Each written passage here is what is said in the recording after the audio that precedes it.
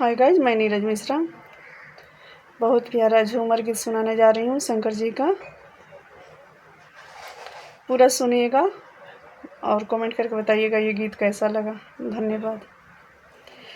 डमरू बाजाई मन मोहलिया रे गौरी के सजनवा, डमरू बाजाई मन मोहलिया रे गौरी के सजनवा, डमरू बाजाई मन मोहलिया रे गौरी के सजनवा, डमरू बाजाई मन मोहलिया रे गौरी के सजनवा।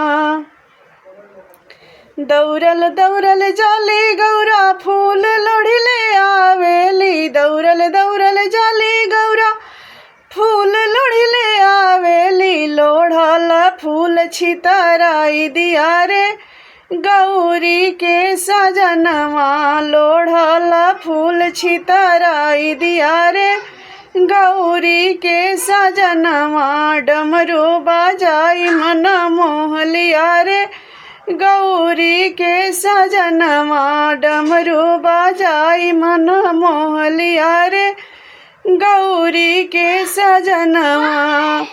दौड़ल दौड़ल जाली गौरा जल भर ले आवेली, दौड़ल दौड़ल जाली गौरा जल भर ले आवेली, भरल जल ढरकाई दिया रे गौरी के सजनवा, भरल जल ढरकाई दिया रे गौरी के सजनवा, डमरू बाजाई मन मोहलिया रे गौरी के सजनवा, डमरू बाजाई मन मोहलिया रे गौरी के सजनवा।